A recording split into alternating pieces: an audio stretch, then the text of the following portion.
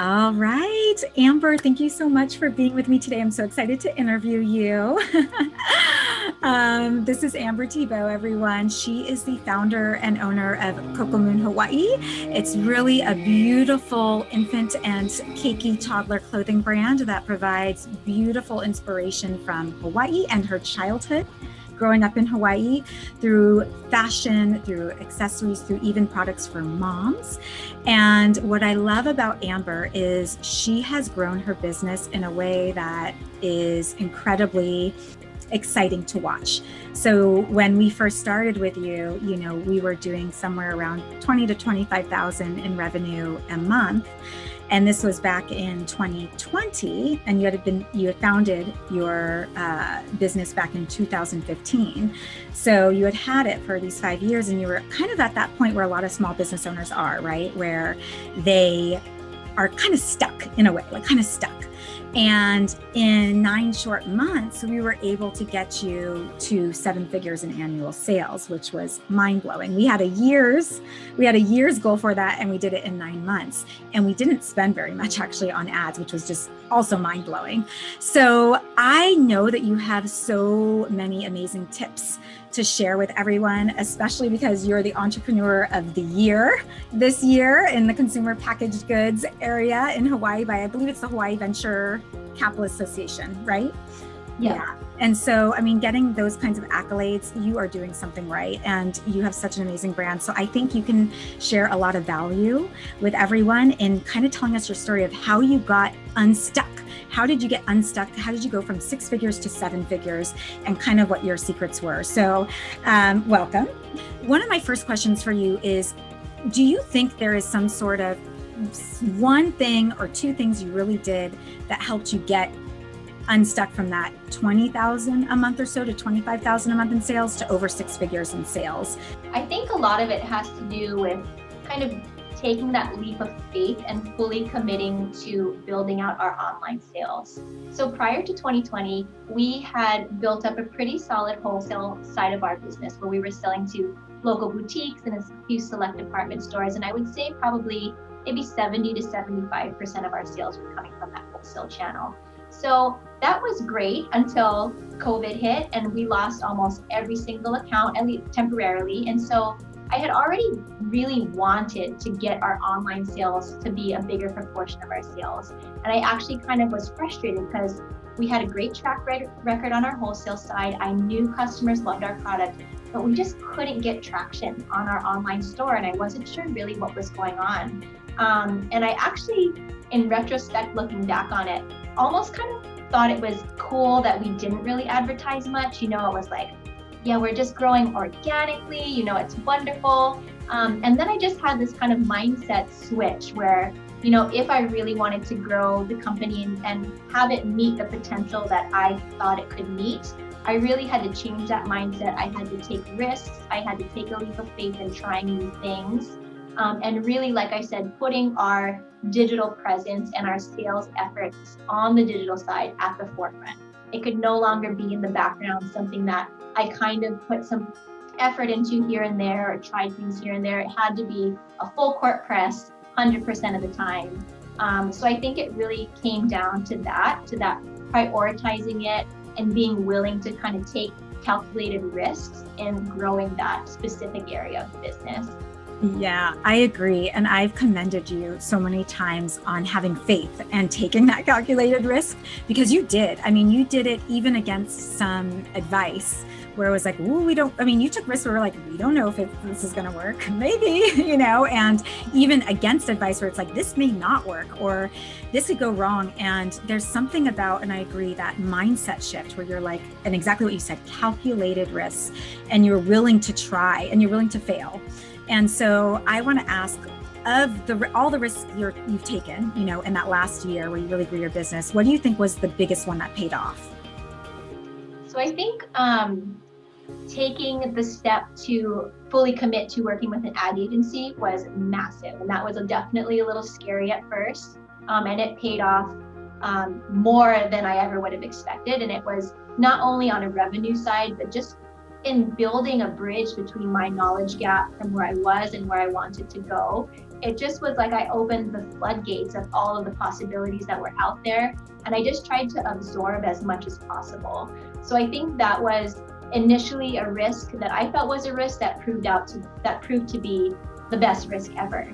And then also, there were a lot of specific things that we did in terms of campaigns or different promotions that we'd run that at first I was like, oh, I don't know, that seems like kind of different. I've never heard of that before. Or I don't know if our audience will like that, or what is that going to do to people's perceptions of us? And I don't know, it just was new and different more so than anything else. But, after kind of thinking through all the steps involved and kind of all of the potential benefits, it really was worth it to take that risk. And particularly around some of our campaigns around the holidays, we really put a bunch of effort into something that we weren't sure how it was going to be. And it just skyrocketed our sales for the holidays. And so that was just really fun to be a part of. And it just was kind of something that, it keeps you on your toes. You're just always learning, always experimenting and adapting. So that honestly was also one of the most fun parts of last year as well, is kind of learning all those different things and trying them out and kind of seeing what works and what doesn't work and how to dial it up on the things that do work. Yeah, I agree. And I believe, I'm such a believer in taking those risks and having fun with marketing. And part of what worked for you was a really engaging strategy. I mean, we did something that was just fun. That's what we did. It wasn't necessarily, yes, it was around the Black Friday, Cyber Monday season, but it wasn't like necessarily giving the house away. It was creating an experience, right? For both your warm audience, your existing email list and your followers and people who just love your brand. But we invited so many new people into your brand too with that strategy. And it just blew up. Like, it definitely went more viral than we thought it would. And that was an amazing day. So how did it feel? Let me ask you this, because at the end of November, we were right there on the cusp of hitting $1 million, and which was crazy because we had set that goal in March, and then here we were thinking we were going to get there maybe by March of the following year. And here we were before, right there. And we knew by the end of the month, you were going to hit that record. So when you saw that email go out on, pre-Black Friday, and you saw you hit that 7 figures, I really want to know what that feeling was like for you. It was so surreal. There was just so much adrenaline rushing through me. I remember the sale started at, I think, 6 or 7 a.m. and I was on my Shopify site, and it was just like chaos. And I was just like, oh my God, what's going on? And I had a really great relationship with my ad account manager at the time. And he was emailing me and he was like, can you believe what's going on? And I was like, I know, but I'm trying to deal with all these things. It was just so crazy. I just couldn't believe the response that we got. And, I had always kind of dreamed of having one of those days where you just have this overwhelming response to something that you put out there. And that was that day. And it really felt just so surreal. I remember sitting on my computer, and it was, I think it was Thanksgiving morning. And so my kids and my mom are just on the couch, totally just unaware of everything going on. And I'm just sitting there bursting inside, oh my God, this is crazy. It was awesome. And it was we learned so many things that day too. And then that was it was just really surreal. And it was almost I was in this own little world, because nobody else around me in my family that I was with that day really understood what it took to get there and really what it meant in that moment. So it just was a little internal party. And then I was okay, celebration's over. Now what do we got to do to get to the next step? And how are we going to take care of all these customers? And, what do we need to tweak for the rest of the day to make sure this is still continuing strong through the day and through the weekend? So it's definitely that brief moment of adrenaline celebration. And then it was all right, let's get back to business. What do we need to do next? Exactly. Yeah, I know. And it was so funny because I promised myself I would turn off, because our team had been working so hard up until Black Friday. And so I turned off all my client communications on Black Friday, and I didn't see. And then I saw, I think, your message a day after, or that day, I forget when. I'm oh my goodness. It was just so fun. I almost had tears for you. I was full on teary eyed, just so proud of how far you've come and for taking that risk, because leading up to that in the back end, everyone sees the tip of the iceberg. They don't see the beneath. And we had some issues setting up that campaign. There was some concerns, and it really took a leap of faith. And I agree that kind of mindset that you had and that tenacity and that grit, like, this is going to work, I'm going to do it. It paid off. Like, it doesn't always pay off, but it did pay off this time. So now then you get to that crazy sales day, right? And then you get over the edge, and it's never stopped since then. I think we're just hitting, like, it's just wild. The owner of a 7-figure business definitely has different problems than the owner of a 6-figure business, right? So when you were doing 20,000 a month in sales, you had other problems than you're seeing as 6 figures plus in sales every month. Can you kind of tell us, like, what the difference is between the problems you maybe saw and were dealing with at 20,000 a month that you're now dealing at, when you're making, 6 figures a month? So I think previously it was any issues that had come up were very tactical. It was something that I could see, I could kind of like wrap my mind around it really well. And there was kind of some clear steps to take to kind of fix it or remedy the situation. And now I feel like a lot of the challenges that come up are a little bit, they're more big picture. So it's like, it's not just one cog in the wheel that may be kind of messing up or causing challenges. It's maybe this cog in the wheel affects this one and this one, so everything is so interrelated. And a lot of it now also is kind of team related. So once we kind of crossed that threshold, I was like, okay, now's really the time to build out a team. If we're going to continue this growth and we're going to continue this momentum, we need to have a good team around us. So now a lot of the challenges is, how do we find the right people? How do we train the right people? How do we create that independence and trust within our small team, so that everyone can really thrive and really continue to push the business forward? And a lot of it is growing pains, things I didn't think about, that once we get to this level, we need a ton more storage space in our warehouse, or we need different shipping carriers, like all those little things that you kind of took for granted that, the saying is, well, it's a good problem to have, which is true. But it's just different things that you didn't really, maybe you took for granted or didn't think would be an issue ahead of time, that now they're just exasperated on a bigger scale. So you have to kind of really make sure all the little things are in place before they kind of domino effect into bigger issues. Yeah, I agree. I 100% agree too, that I think the biggest shift going from 6 figures to 7 figures, or like high 6 figures to 7 figures, is building out your team, because you're wearing all hats when you're a small business owner. And so many of our consulting clients, they're in that range of 20,000 a month, where they're not yet ready for ad agency services, and they're overwhelmed too, because they are literally doing everything. They're their accountant, they're the fulfillment, they're the marketer, they're the email, right? Like, they're doing everything. And so then once it gets beyond their capacity to do it all, is when they start learning about managing a team, being a leader, like being like a real business owner of others, a leader of others. Do you think that there's any decisions you made that may have impacted or contributed to getting to this like 7-figure goal? Meaning, was there any, outside of mindset and investing in an ad agency, maybe strategically from a product standpoint or pricing standpoint, or maybe the way your website worked, or where you were investing your money, or what you were offering? Like, is there any strategies for other e-commerce business owners that you feel like helped kind of add revenue to your bottom line, or helped you kind of increase sales, increase lifetime value, average order value, get people in the door, get new customers in, or your return customers? Any kind of tips to share that you feel helped contribute to a lot of the revenue in the past year? Sure. Well, I think that figuring out a product mix that really works well is a huge factor, and it's something that we're continuing to kind of tweak and dial in even more.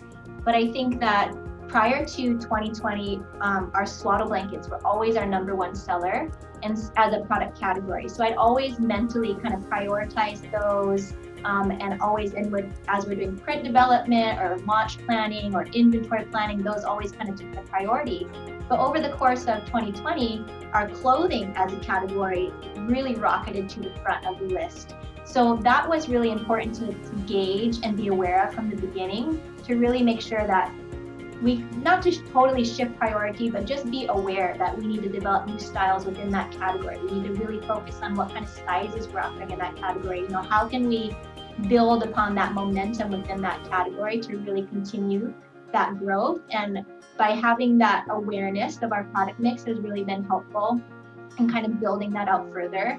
I think another thing that our customers responded really well to last year was a free gift with purchase. So we have a free shipping threshold at $75 or more.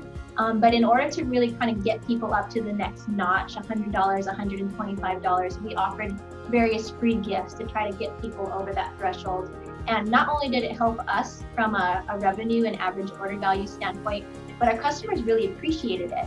One of the gifts that we offered was a free bib, which we don't normally sell. It was only exclusively available as a free gift. And we were getting customers emailing us about how much they loved the bib. They wish that we would sell it as retail, not just available as a gift. So, it was this really nice value add that we could offer our customers that was really seen as something that it wasn't just a ploy to get them to spend more. It was really something that they appreciated and that they really liked.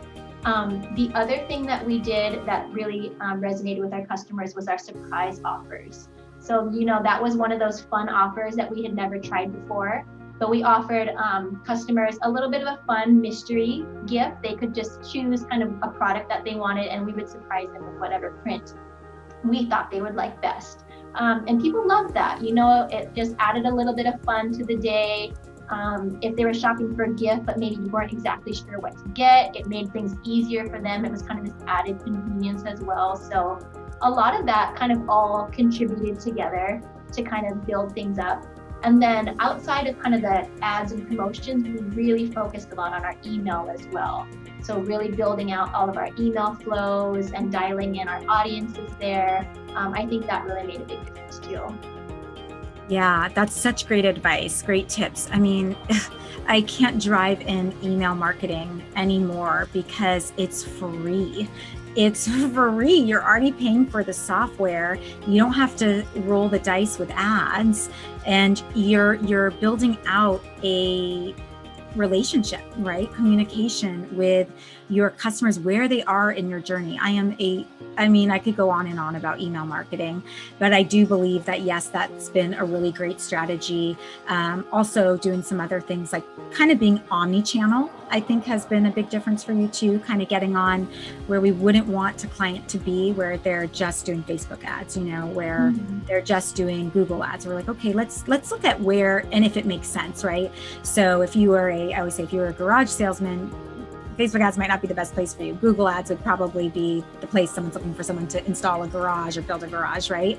But for someone in e-commerce, you can definitely use multiple channels: email, SEO, Google, social, right? Organic and paid. There's so much you can do, but the most important thing is website conversion rate, right? And really focusing on that. And luckily you have a beautiful site, CocoMoonHawaii.com. And it just converts really well. I mean, it just does. It's beautiful. The branding's gorgeous.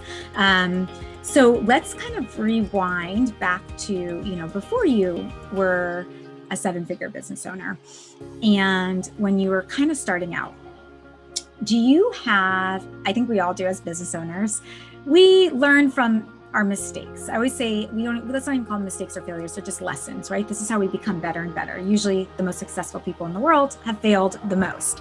And so I'm curious if you have one of those big mistakes that you made as a business owner that now in hindsight, like, is really clear to you, that if you could, go back and rewind time and know better now as your future self, is there any mistake that you ever made in your business where you're like, I could have done that differently, or I wouldn't do that again? All of my biggest mistakes have come from my rushing. So whenever I'm rushing, I'm trying to get through something quickly and not giving it the time it deserves and not fully thinking through all of my decision making, every single time it ends in catastrophe. And so the one that I always reference is our attempt at releasing and creating teddy bears. So this is just the biggest example of it, but there have been other examples that happened in this almost exact same way. I really, really wanted to release teddy bears in time for Christmas. We used email actually to poll our customers, and we asked them, what kind of prints they wanted to see. We got great engagement. We got built up so much hype around these teddy bears. People were so excited for them. I was so excited for them, but I had this deadline. We had to get them into production by a certain date in order to get them for the holidays. And so in retrospect, every single time I got a sample in, maybe I would notice 1 or 2 of maybe 3 to 4 issues that should have been fixed. But because I was rushing, because I was trying to hit that deadline, I just pushed it through, it'll be fine. And then for whatever reason, once I got the full order of hundreds and hundreds of teddy bears, I noticed all the things that I should have noticed the first time around. And for example, one of the things was they're supposed to be machine washable, right? You need a teddy bear that you can wash because kids get them filthy. Let's just say it was not machine washable. In the end, there was stuffing everywhere. It was a nightmare. And so it was just one of those moments where it just, you think back on all the steps you could have taken to prevent that. And in retrospect, they seem so obvious. But of course, in the moment, for whatever reason, I didn't notice them. So we had to take a loss. I just couldn't sell the teddy bears in that way. Some people advised me, well, just sell them at a discount, or just sell them and say that they might have this or this issue with them. Let them know you can't machine wash them. And this just didn't seem right for me as the owner of the brand to put out a product that wasn't 100% what I wanted it to be and the quality that our customers have come to expect. So we ended up just eating the cost on those teddy bears. And it was a huge bummer. But like I said, it was that final lesson of rushing that now anytime I feel myself getting in that hyper mode of go, go, go, go, go, I just have to take back, and this little part of me goes, remember the teddy bears, don't do that again. Remember those darn bears. So, that was a big one for sure. And even prior to that, I think a mistake I had made is just putting a little bit too much weight on the opinions of others. Very early on in my Coco Moon journey, I was always asking for feedback, which I think is a valuable exercise, especially in the early days of your business, but you have to be able to filter it and know kind of who to ask and who would give you valuable feedback, who's not going to kind of be negative for their own biases or whatever that might be. And so I think kind of some of the feedback in those early days and being too susceptible to kind of negative feedback, I guess, taking it personally, even though it was about a product, I would take it personally. So just kind of learning to kind of have more confidence in the ideas I'm putting out into the world and what I'm developing without so much needing kind of approval of those around me. So just, I think that kind of caused probably some more hesitation in the early days than was necessary. But I mean, it's all part of the learning process, so it's all good. But I think that's been a good lesson to just kind of have a little bit more independence in my thought process of how I'm kind of building things and developing things, and not rely so much on outside approval. Mm-hmm. I love that. I know it's like such a growth of your brand, and it's like your business is your baby in a lot of the ways, and you will grow through owning a business. So there's so much personal growth going on alongside of your business, where you're learning to trust yourself. You're learning you're making good decisions, that you are a leader, that you are amazing. But it's like when we first start out, there's so much doubt. I think there's always doubt. I think we always kind of doubt ourselves, but I agree with everything you're saying. And I find some of the best people when it comes to e-commerce, or just in any business, to talk about your business with or get ideas in terms of the actual products. For example, if we're talking about e-commerce, is people who have no idea what your brand does. Because we really want to see it in some ways, or of course, then your really warm VIP audiences who you can really they really want to see a specific thing from you. But sometimes just having someone look at your website who has no idea, but is maybe in your potential customer kind of avatar base of a potential mom, or having them, tell you what they'd love to see from a brand like yours, or get them to go through your checkout flow and your website.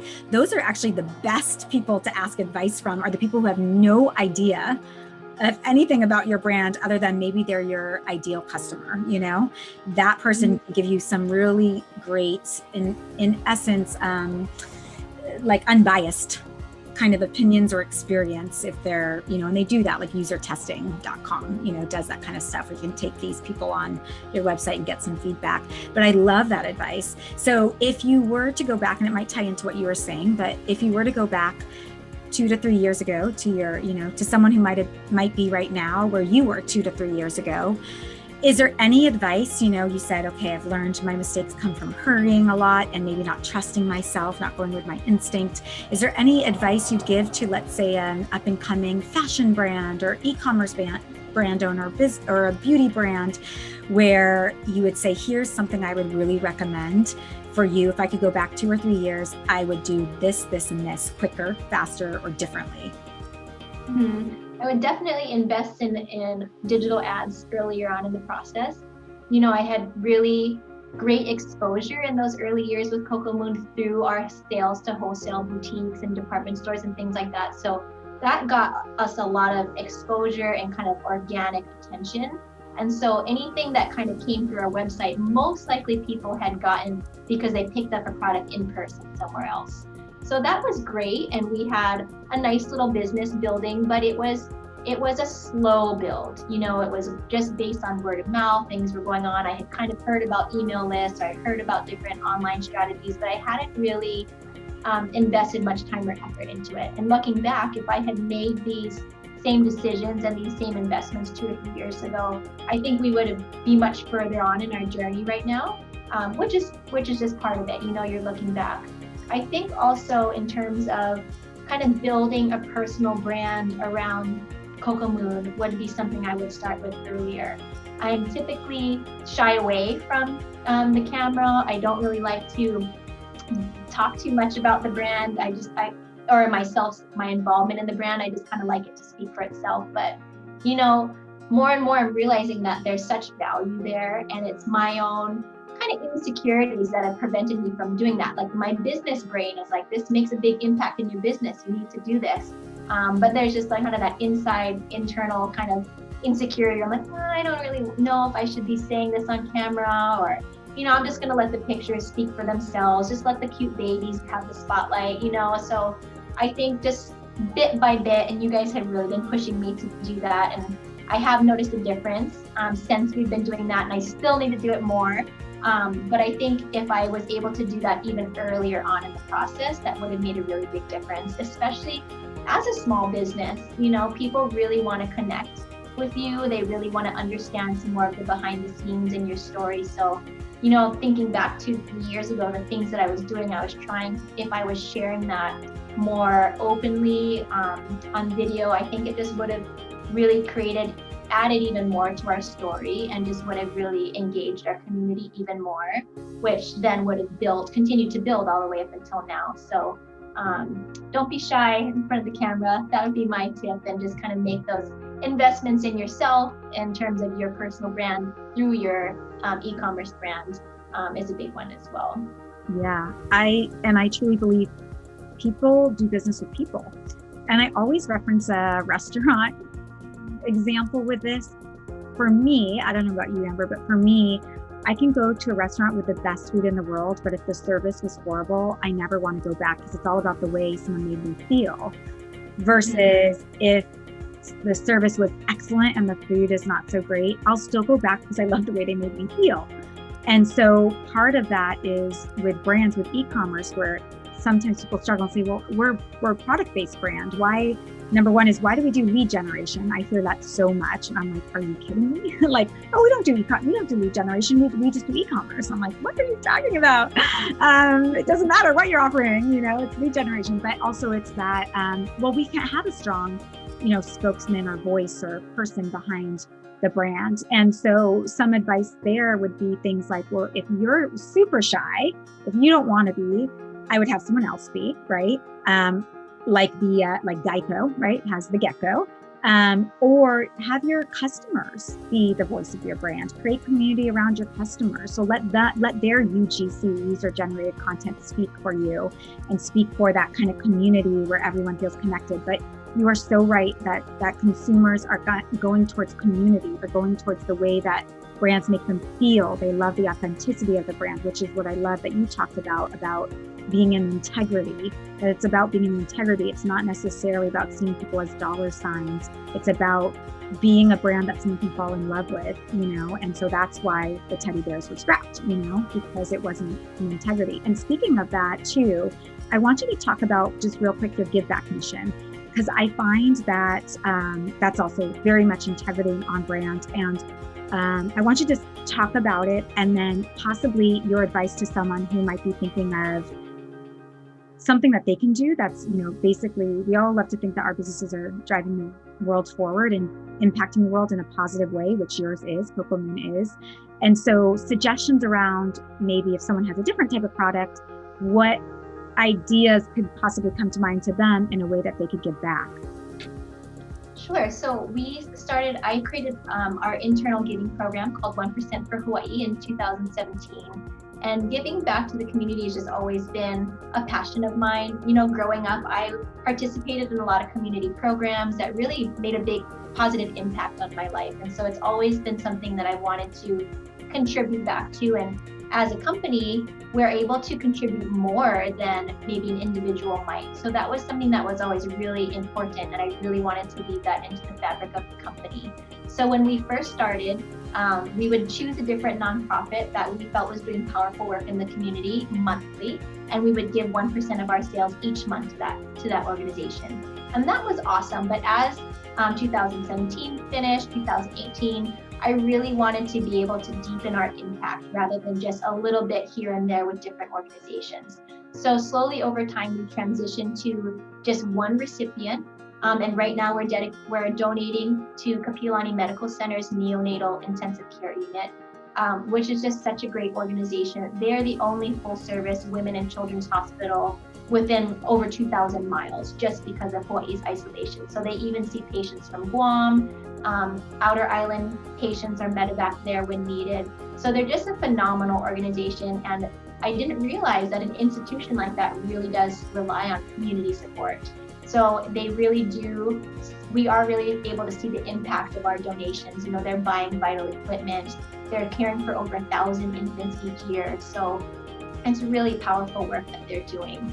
And so part of our process in choosing them was, what is our community interacting with in terms of different nonprofits? What are nonprofits that are really touching the members of our community? And obviously, as a family-oriented brand, a women's and children's hospital was right up there in terms of kind of synergy.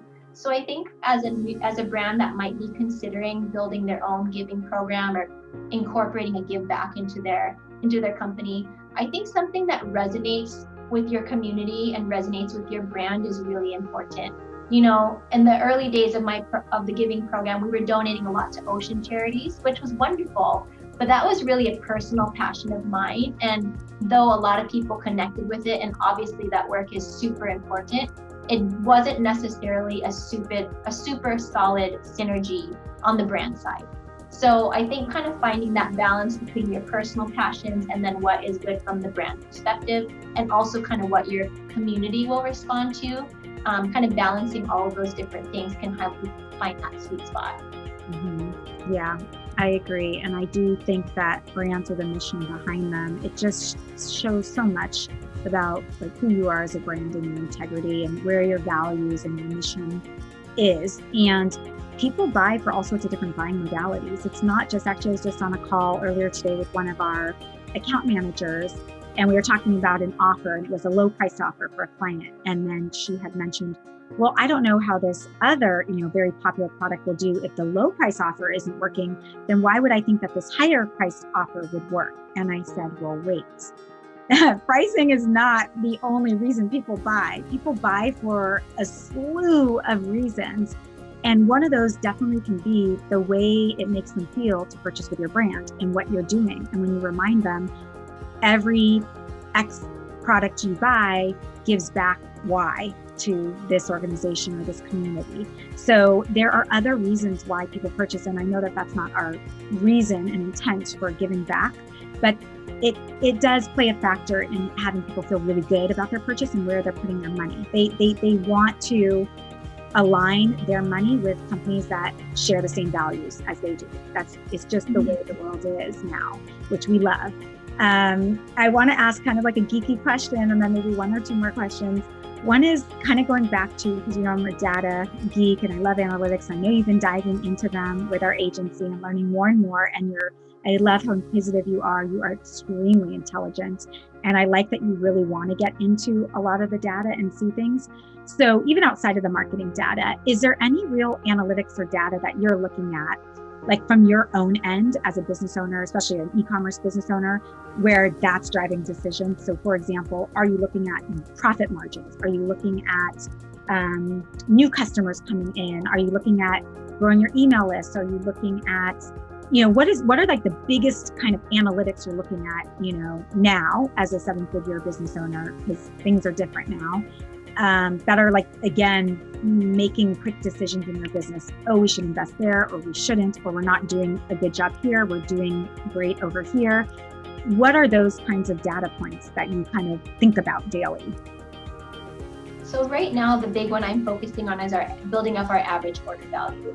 So that is definitely contributing to a lot of the strategy that we're trying to develop in terms of products, and particularly with product bundling. Like, that's a really big project that we're trying to figure out right now in terms of offering different gift sets, different discounts potentially with buying multiple of one product. So really trying to think through kind of how are our customers using our product and how can we make things easier for them while also benefiting us, especially when it comes to bundling. So that's a big one. Also with average order value, as I'm thinking about new products to develop, how can we add products to our product mix that are going to add to that average order value? So for example, one of the things that we're thinking about right now that customers have been asking for, back to that free gift, are bibs. People love the free gift of bibs. They want us to sell them. But a single bib isn't really going to contribute much to our average order value. It's not going to contribute to much revenue. So how can we bump that up? Can we group it with another product so that becomes a gift set and it's exclusively available in the gift set?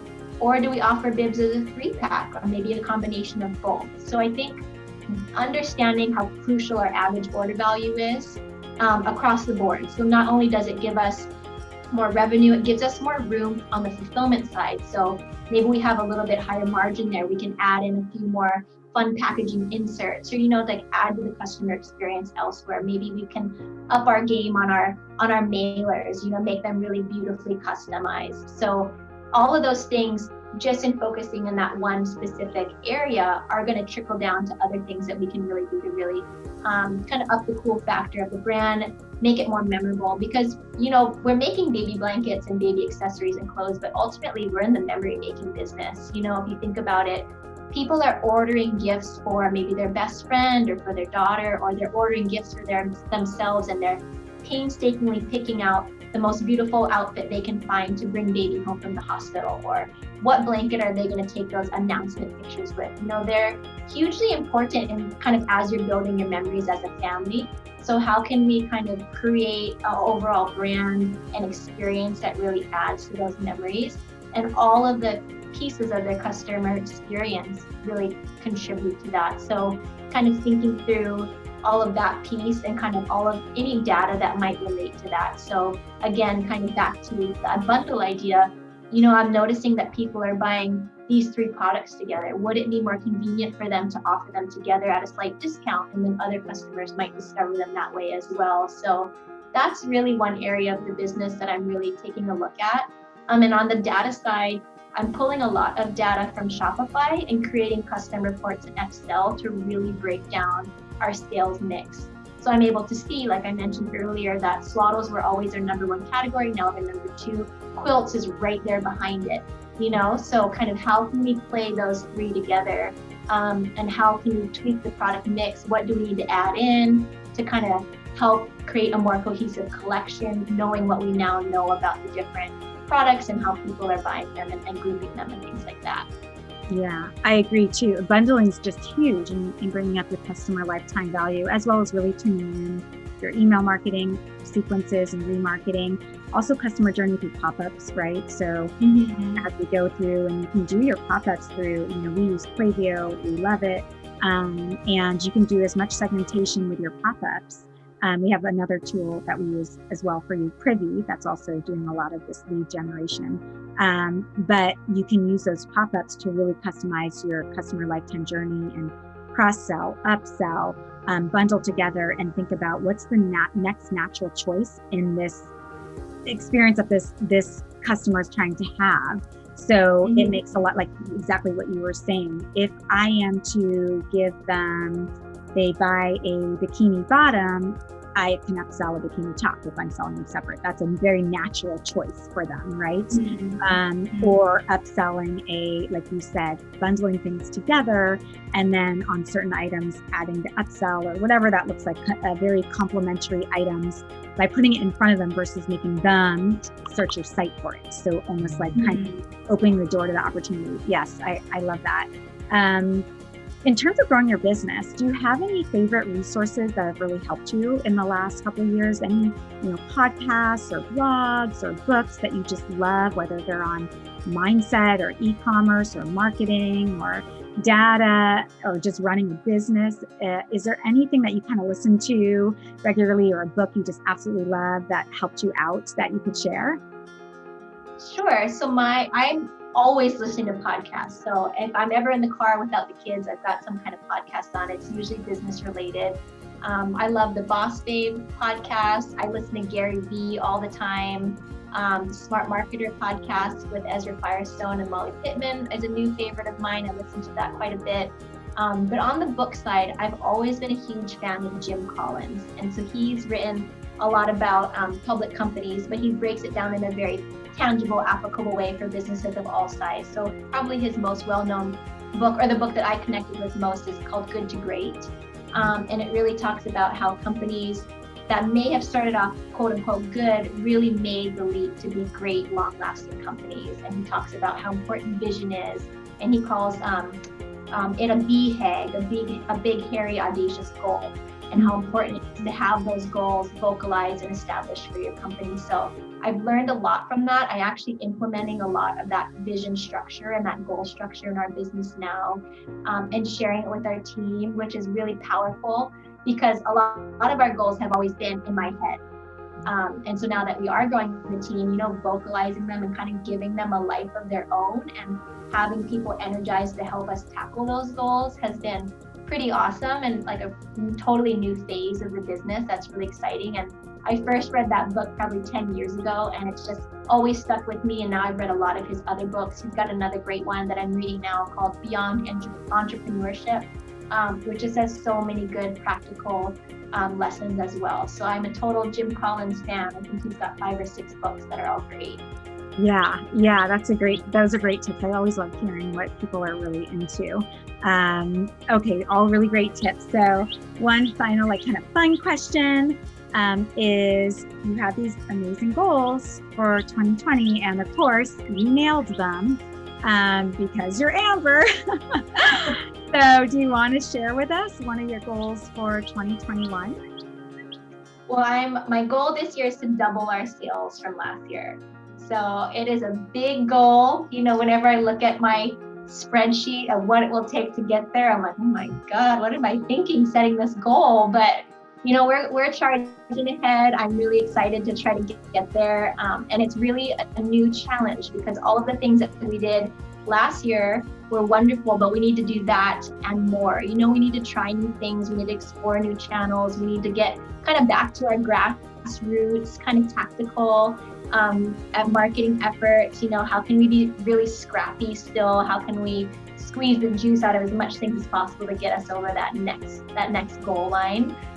So it's something I'm cautiously optimistic about. And I think when it comes to kind of circle back to mindset, as I mentioned, the goals have always been inside my head, and I've always kind of downplayed them, like maybe we'll get there, but probably not. If we don't get there, it's fine. And after last year and just kind of working on my mindset more, I just more committed to putting those out there, really taking ownership of these big goals and not being afraid to claim that I'm going to get there, and like being proud of the effort that it takes to get there rather than downplaying them or playing small and not really putting them out there into the world. So my sharing that with you is part of my efforts to really grow in that way and kind of expand that kind of manifest mindset, and just really be confident in setting those goals. And if I don't get there, that's fine, but I can still kind of claim the goal and my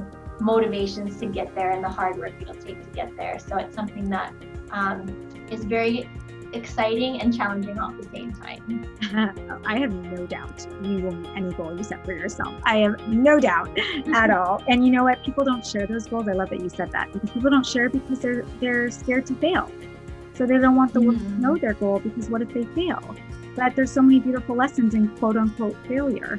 I mean, it's just this beautiful journey. So it's like expressing where you want to be, manifesting it, living it, meaning taking the actionable steps towards it. If you're not in the mindset of someone who's making double the revenue you did last year, and you're not making decisions from there, and your team's not aware of your goal, then how are you going to get there? There's no roadmap. And so we got to get out of our own way. It's usually us. We're usually the number one reason why. It's actually our own mental roadblock to believing that we can actually experience everything we want and take action with it. So I appreciate you sharing that with us and holding yourself accountable in that way and sharing it for the world to kind of know. So tell us just really quickly where people can find your beautiful, amazing, buttery soft baby essentials and where they can connect with you online. Sure. So you can shop on our website, cocomoonhawaii.com, and Instagram is the best place to find us online. It's at cocomoon_Hawaii. And we're always here. We love talking to our customers. I call our community our Coco community. And I really feel like it's an extension of my own family, this little community that we've built. So we just love it. Email us anytime, aloha@cocomoonhawaii.com. We love chatting with our customers, and I hope that we can connect with you guys soon. Awesome. Thank you so much, Amber. You had so many amazing tips and strategy. And I told you I want to interview you because your story is so inspirational to so many people who are where you were a year ago, and they just need to hear from someone who's been there and conquered it successfully and has as beautiful of a heart and as intelligent of a mind as you do. So thank you so much for sharing your story with us and your best tips. Thank you. I was happy to be here with you. I know, we were so happy to have you, and I'll look forward to hopefully interviewing again when we get to the double revenue. Do it.